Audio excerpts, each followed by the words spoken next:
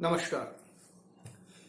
रीतिकाल की समृद्ध परंपरा में हम प्राय सभी कवियों की चर्चा कर चुके हैं। द्वितीय वर्ष के हिंदी साहित्य के प्रथम प्रश्न पत्र में अंतिम कवि वृंदावन लाल, जिनका पूरा नाम वृंदावन दास था, आज हम उनकी बात करते हैं। वृंदावन दास उर्फ वृंद कवि के नाम से प्रसिद्ध यह कवि अपनी विशेष शैली और रीति में भी नीति के दोहों को लिखने के लिए प्रसिद्ध माने जाते हैं। एक अलग क्षेत्र है, इन्होंने एक अपनी अलग धारा बनाई। इन्होंने श्रृंगार का वर्णन तो किया, लेकिन श्रृंगार का वर्णन भी नीतिपरक तरीके से इन्होंने किया।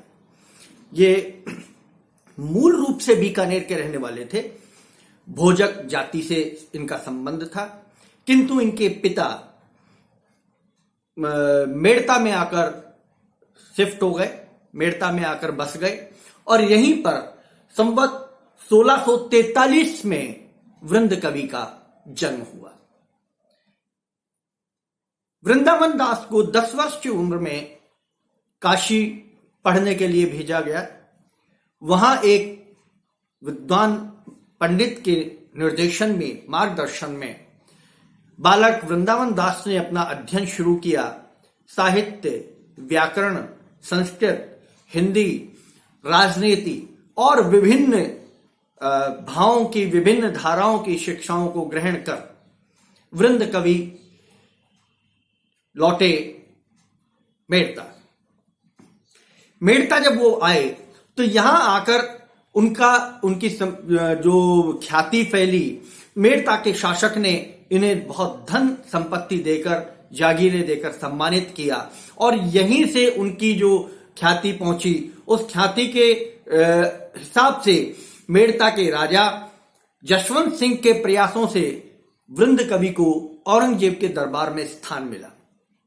औरंगजेब के यहां पयोनिधि पर्यो चाहे मिस्री की पुत्री समस्या नामक एक जो पूर्ति थी, समस्या की पूर्ति इन्होंने की, जिससे औरंगजेब जो है वो बहुत प्रसन्न हुए और उन्होंने अपने पौत्र अजी मुशान के शिक्षक के रूप में वृंद कवि को नियुक्त कर दिया। वृंद कवि ने बहुत तन्मयता के साथ, बहुत विद्वता के साथ, बहुत कर्तव्यनिष्ठा के साथ शहजादे को पढ़ाया, उन्हें निष्णात किया।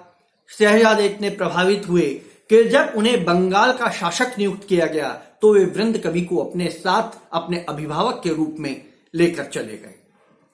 समय बीतता गया।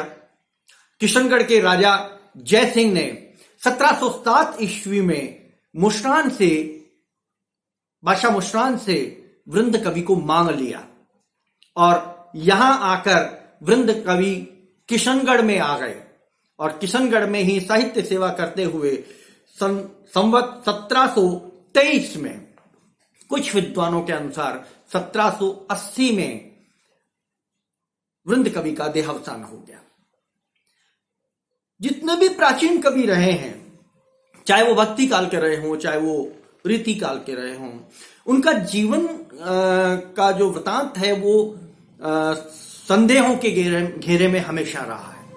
वो बिल्कुल एकदम परफेक्ट नहीं है, एकदम ऐसा नहीं है कि जिसमें कोई खामियां नहीं हो। कहीं जन्म तिथि की खामी है, कहीं मृत्यु तिथि की खामी है, तो ये खामियां उनमें रही हैं। उसी दौर में वृंद भी निकले हैं, लेकिन वृंद का जो जीवन चक्र है वो केवल मेड़ता, औरंगजेब और किशनगढ़ 3 जगह रहा, इसलिए ज्यादा भटके नहीं। वृंद की 11 रचनाएं प्रमाणिक मानी जाती हैं, जिन रचनाओं में, जो प्रमाणिक रचनाएं हैं, उन रचनाओं में समेत शिखर छंद, भाव 25, श्रृंगार शिक्षा पवन 25, हितोपदेश संधि, वृंद सत्सई वचनिका, यमन सत्सई भारत कथा प्रमुख हैं।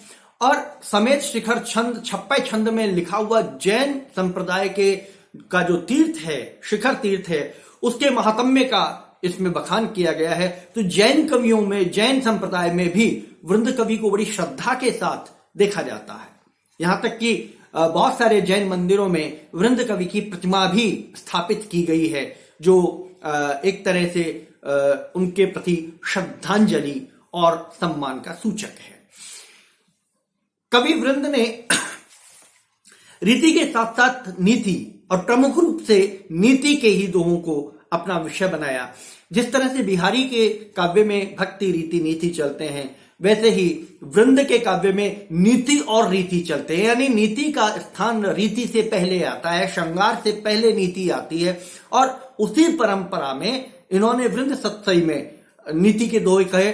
कबीर के बाद दूसरे ऐसे कवि हैं जिनके दोहे समाज में नीति के रूप में प्रचलित हैं, उदाहरण के रूप में प्रस्तुत किए जाते हैं और जन सामान्य की जबान पर सहज में ही इनके दोहे जो हैं वो दिखाई देते हैं। ये कवि वृंद की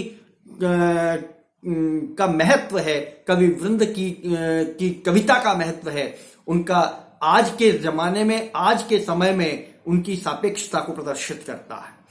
तात्पर्य कहने का